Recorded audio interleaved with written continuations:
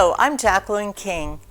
Welcome to my sewing space. I'm here to encourage and inspire the new or frustrated sewer. Today, as promised, we continue in our zipper series. And, as I mentioned before, we will begin by demystifying the elusive invisible zipper. I once was bamboozled by the invisible zipper and thought it was the scariest thing to work with. But after thinking it through and experimenting with a couple of things, I have found it's not so bad and may even be easier than a regular zipper to put in. So, for our project, we are making a pillow cover. I have completed one to show you. When we are finished, this is what we're going to have. I love the invisible zipper because of its invisibleness. It is hidden in the seam, and if it weren't for this little tab, you'd never know it was there. So it's a beautiful finish and a complement to any home decor project, but also using it on garments. Today we start with the pillow cover because it's the easiest way to do it. So we'll set this aside and talk about preparation. To prepare, I simply cut two 13-inch squares out of this burgundy fabric, and naturally you at home might be mortified by thinking, is she really going to do that? Well, I'm not doing this for my home. I'm doing this for demonstration purposes, and I want you to see every stitch and everything I do. So I've used highly contrasting colors. At the machine, I'll be using white thread, and hopefully you'll be able to track along with every detail. So for my 12-inch pillow cover, I have cut two 13-inch squares. For your benefit, I have used my wax tailor's chalk and drawn a 1/2-inch seam allowance. At each end, about 1.5 inches in, I have put little cross marks. This is my beginning sewing and my end sewing for this side. These little marks indicate where we will put our needle in and stop, and put our needle in and stop. This will be left open for our zipper application. To begin, you'll notice that my zipper is too long for our pillow project. That's on purpose. Having a zipper cut a length longer than what you need will make application easier, and you'll see that when I go to the sewing machine, what I mean. And now, this is probably the mightiest tip I can give you concerning sewing an invisible zipper in. You're going to press your teeth open. With my zipper opened all the way down, I take my iron and lay it right on. Now, my left hand is curling back the teeth. You can use your thumb, very handy. You don't have to use steam, but have it on a good high heat. And you're going to see why this is such a helpful thing to do when we get over to our machine. Turn it around. Roll the teeth back.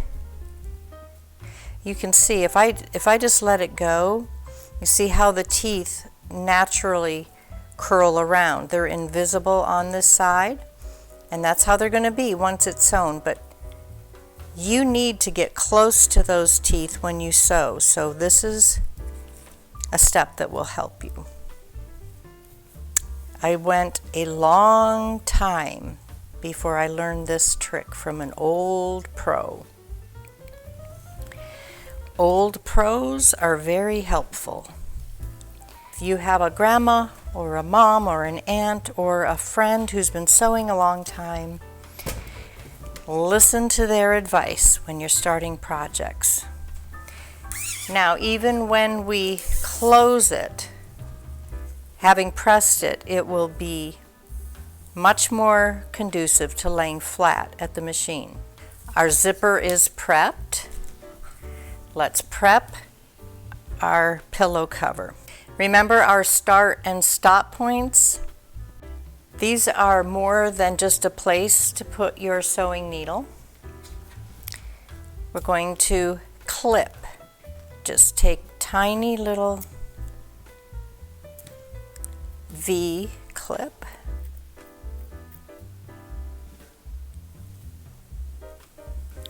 At both ends.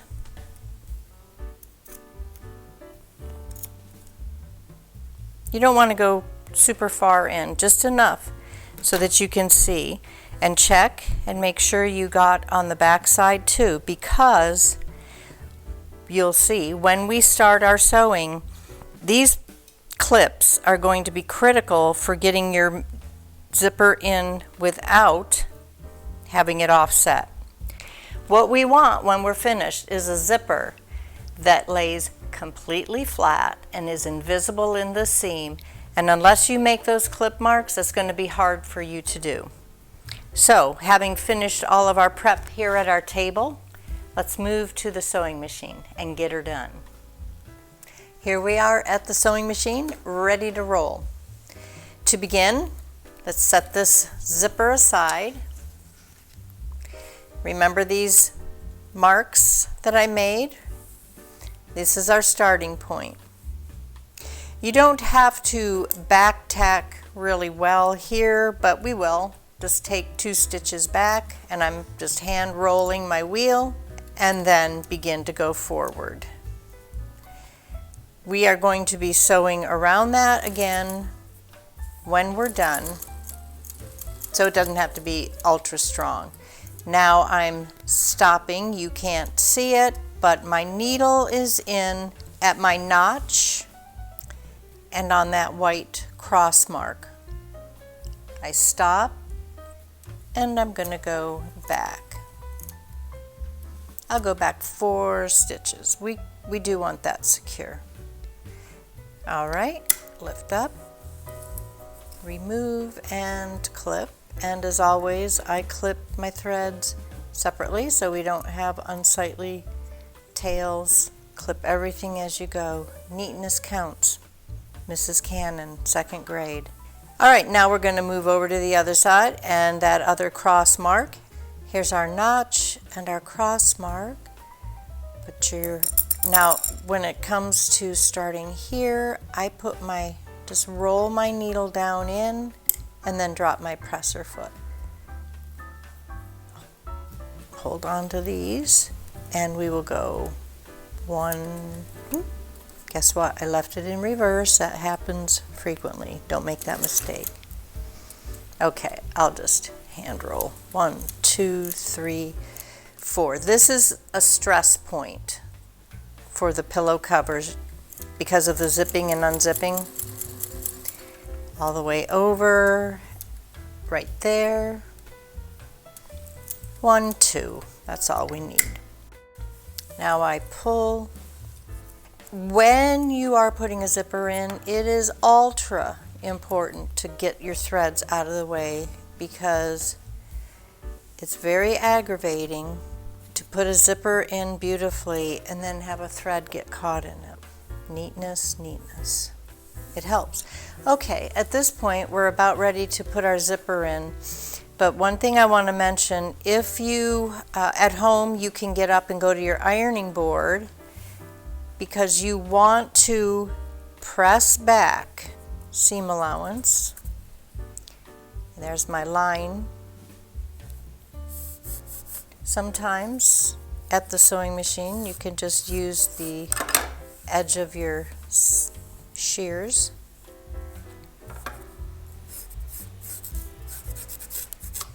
Give it a little crease, but at the ironing board, of course, that'll flatten it right out. And then flip it over and do the same.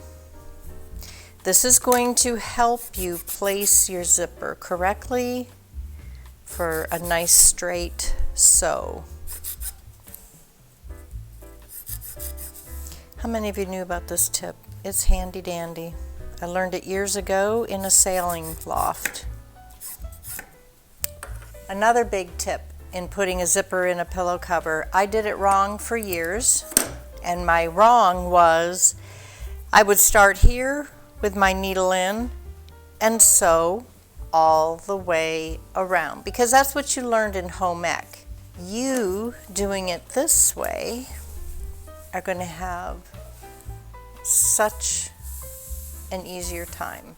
You see how opening it out like that, here's our space where our zipper will go. And now we begin.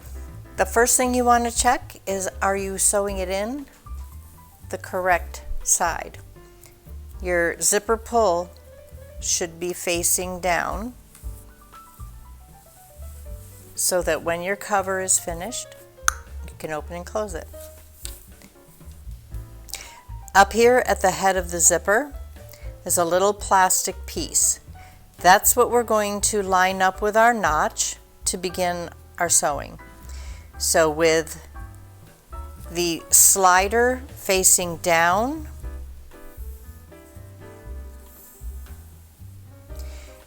starting at the head, grab the right side, flip the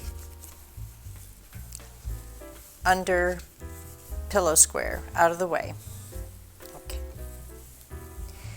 And now, this is a fairly long plastic piece, so I'm going to, with my fingernail here at the bottom of it, I'm going to put the bottom in line with the notch. And you'll know you're in the right place on this side because you can see your notch over there. Now, for you at home who are not as adept at holding things exactly where they go, put a pin in. You may pin, pin, pin away. Backing up, a necessary step is to change from my regular presser foot to my zipper foot.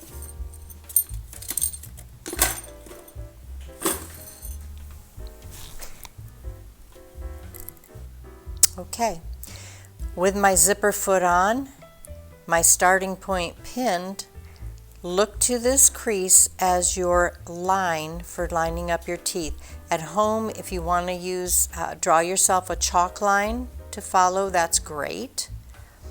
I lay the teeth just over the crease with my pointer finger. Roll back, hand turn the wheel to drop my needle in right in this ridge. This is where we are sewing. There's a little channel next to the teeth, but not into them. If you're sewing along and your needle goes in to this little bit of fabric here at the teeth, you've got to stop, pick it out, and start over because your slider will not go up and down. So, sewing close, but not into the teeth. Let's go 1, 2 forward, and 1, 2 back. Now, you'll be able to see as I sew along what my thread looks like.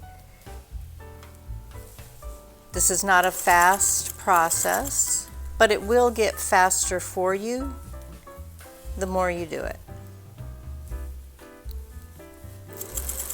And by the way, you can also use the edge of the fabric. If you're lining up your zipper tape, you can watch that too and know you're in the right place here.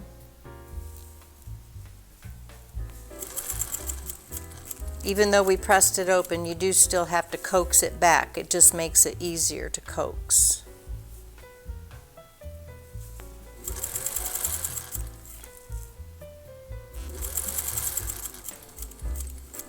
If your zipper foot is set correctly, you'll have no trouble staying away from those teeth.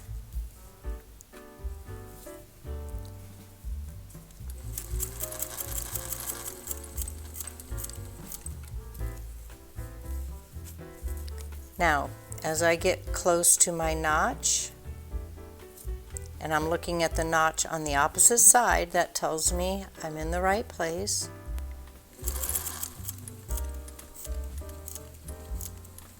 Boom. I'm going to stop there. I'll take one more roll. And now I'm going to hand turn. I did 3 back. 1, 2, 3. And let's take it out and see how I did. Taking your time will assure fewer mistakes at the beginning. You also, if you've never done this before, you might want to use a longer stitch length because it's possible you might have to pick those threads out and do it again. We're going to check how we did. I think I mentioned you don't have to have a zipper this long, but definitely longer than what you need. All right, let's zip it closed and see how we did.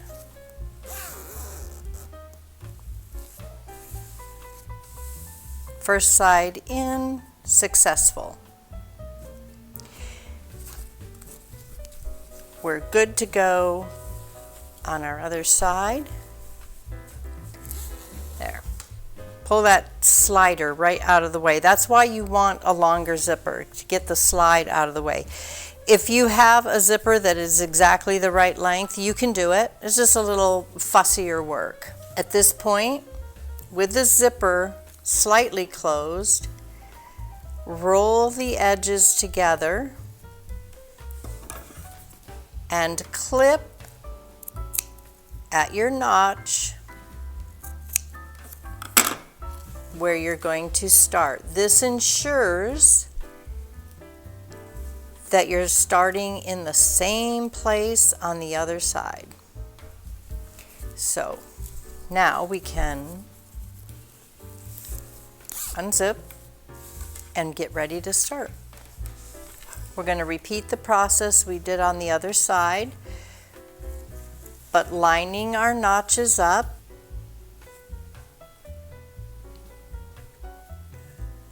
Put a pin in to anchor it, and do as you did before. Get your tails of your threads out of the way. I'll say it every time. I'm going to make a mistake on purpose.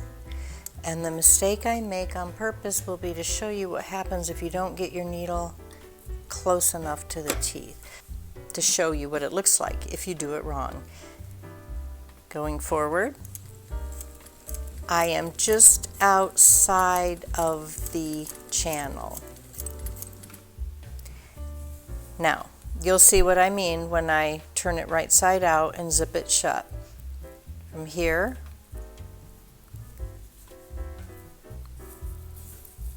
let's get our plastic end lined up.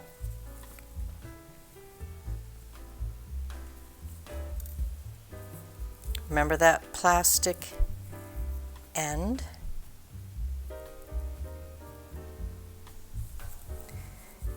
The bottom of it goes, you can actually probably see right there, laying them next to each other. Can you see how they line up? That's nice.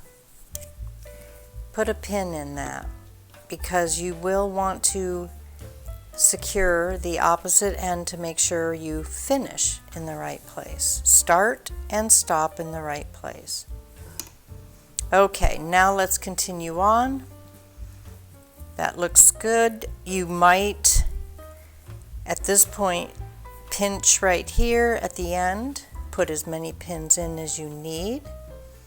Roll the tape back. I'm going to go back in to the correct place, and I'm trying to go slow so you can actually see. Boom. You see that? That's the sweet spot.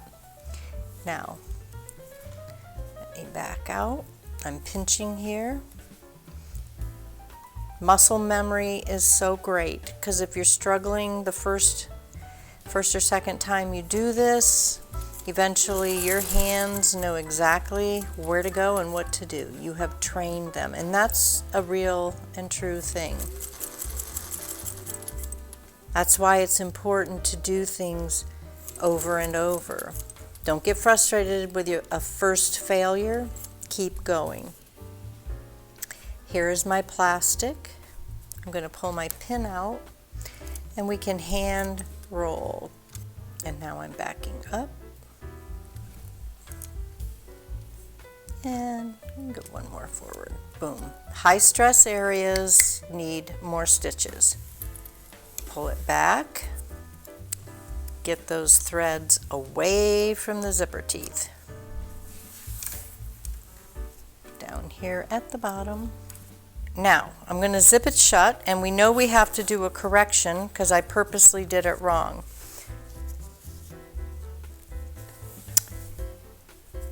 How do we get our slider through there? Hold that long end up. Grab your tab. Pull it up to the inside. Once you get it to your opening, you can just flip it over. Now I'm going to show you what it looks like when you have not sewn close enough. So now we can see, if we pull away, how much of that zipper tape is exposed. It's enough. Look, we've got quite a distance. This is not horrible. If this is your first attempt and you finish like this, if your zipper color matches the color of your fabric, that's good. You've done a good job. But I just wanted to show you what happens if you find that you've put your zipper in and you are far away. You don't have to take those stitches out. Simply go back where you knew you were okay and simply sew over it again.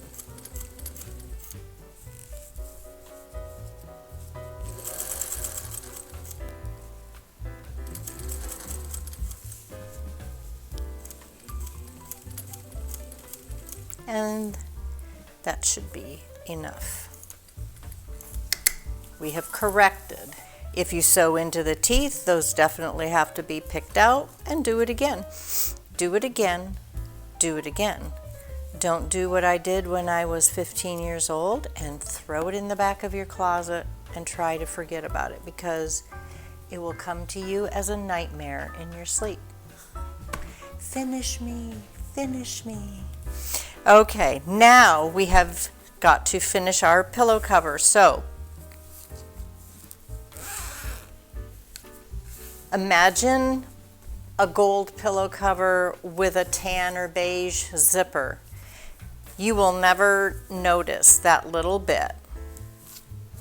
You can take it to your ironing board and press that, and it'll be beautiful. Obviously, teal and burgundy, you're going to see it. Now at this point, I like to get rid of my zipper foot. My favorite foot in the world to sew with is this little beauty right here that came with my 1941 Singer sewing machine. And what do we do with all this now? You may well ask. Well, we're going to get rid of it. To remove this extra, we're going to stitch about an inch from where we stopped. Here's where we stopped sewing, and here is where we're going to sew over the teeth. This is a nylon zipper, so it's fine to sew over and into with your needle. You do want to hand roll. You can lift your presser foot, turn it around, or you can just back up, put it in reverse. If you have a zigzag, you can turn it this way and right over it. But what we're doing is securing these teeth.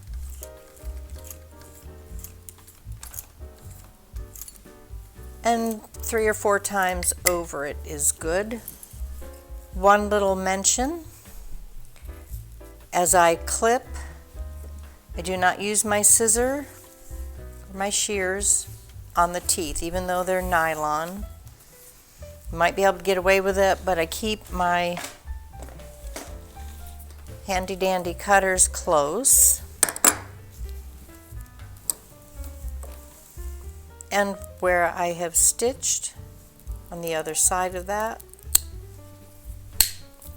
clip the teeth, and then use your shears to cut the tape.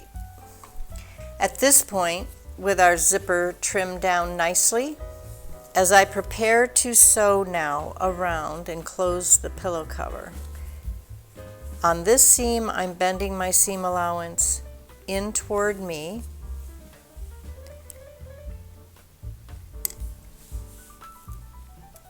Put my needle in, and now back up. 1, 2, 3. I'm doing little stitches because they will be nice and secure. There. Now I'm anchored and ready to go. Again, if you need pins, pin. If you need to mark, mark. I'm eyeballing a 1/2 inch seam allowance. And here we go.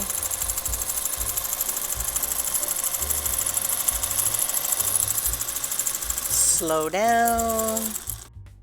We like perfectly square corners. I think I can lengthen that stitch a tad. Always check and make sure your next corner, you're sewing from corner to corner to corner. Okay. I do have a habit of sewing with my left hand behind. It's not really doing anything. The machine is doing all the pulling. Sew down. Up, pivot, fold the seam allowance in, and because you're going to be sewing against it, you can stick a pin in there just to make sure that stays.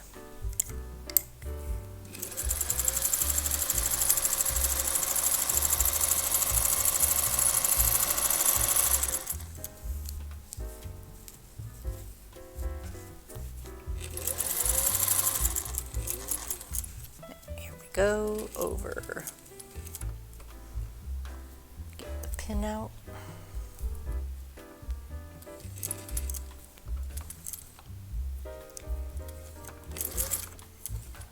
Do a few stitches and come forward one more time. Sturdy, sturdy at every stress point.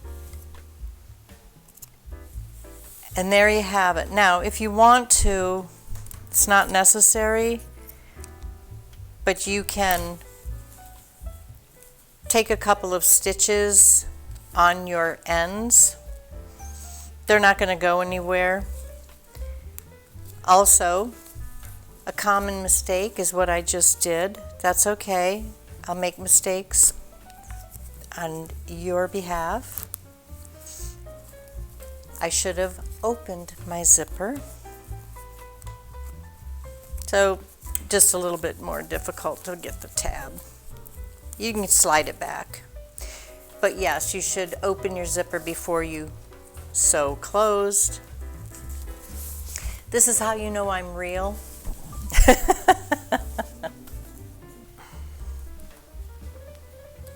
All right, I confess, I'm gonna have to pop some stitches. It's okay, I'm gonna ask my editor to leave this in because I got so excited about finishing, I forgot to tell you to make sure to open your zipper. And I'm just making a little opening here. This is what we do when we make mistakes. We stop and correct them.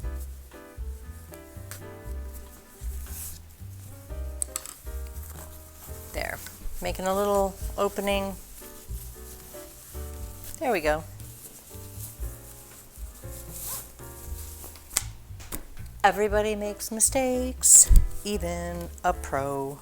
And I don't mind making mistakes on camera because I want you to know you're not alone. What kind of an inspiration or encouragement I am for you if you think I'm perfect. May I ask my editor if I am perfect?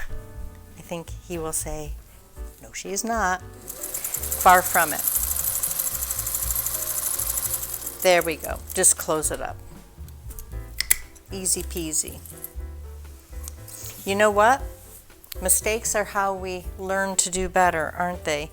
It's been a long time since I made a pillow cover, and if it's been a long time for you too, you're bound to forget a step here and there. Just back up and do it again. Now, if you serge, serge. If you don't have a serger, you can zigzag. If you don't have a zigzag, here's what you can do to finish the raw edge. And the raw edge finish is just so that it doesn't fray out on you. If this is something you think you're going to be throwing in the washing machine all the time, like it's a pillow your kids are going to use and they're going to slobber, the dog is going to slobber. If it's going to be going in the washing machine frequently, you definitely want to finish your raw seams. Honestly, if it's just pure decoration and you have no plan, it's an upholstery fabric and you aren't going to wash it, this is fine because it's on the inside. It's not going to be treated roughly. It likely won't fray out. But even having said that, if you're using linen, you know, certain fabrics fray easier than others. So you know what you're using and you know the wear and tear it will get. You can decide that for yourself. But this is perfectly fine on the inside of a pillow. Now, I want to demonstrate to you and talk about one of my pet peeves. One of my biggest pet peeves is when people instruct sewers to cut their corners on a diagonal. They will say, now you have sewn your pillow cover together. Most YouTube video instructions at this point will tell you to take your shears and clip these corners before you turn them. Clip them on a diagonal. Don't do that, please. You need that fabric. The reason they tell you to cut that away is because they want you to have that perfect turned corner. But guess what? To have a perfect turned corner, you need that material because it fills it in. So what you do, fold one side on your seam line, fold the other on your perpendicular, and going up inside, my index finger is right here in the corner. My thumb presses and turns, and leave it alone. Do the same. Give it a little crease.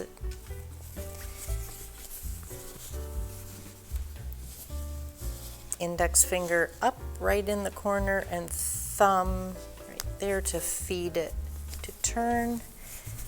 And we just do that all the way around. This is already turned down. And now I can use my thumb, because I have the opening. Press and turn one more time. Doesn't really matter which way you turn. You can turn that way or this way, but the point is turning right in on the seam allowance. That extra fabric that they tell you to cut away fills that corner in, and you have a far better turn and finish than you would have had.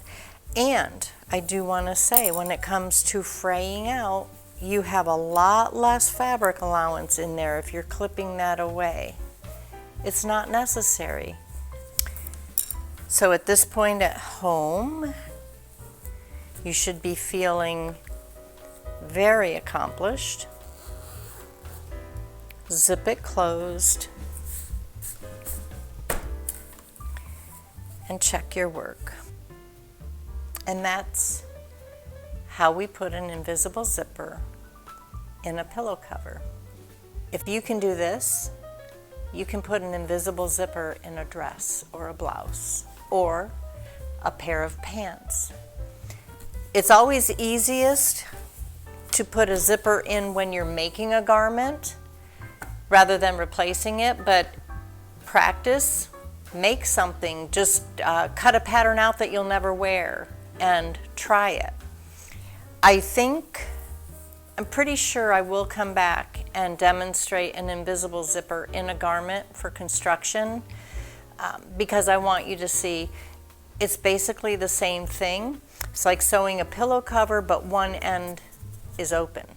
So, having said that, I hope you are inspired to try an invisible zipper, and I hope you are encouraged to see if you make mistakes, you're not the only one. Happy sewing, and I'll be back to see you again.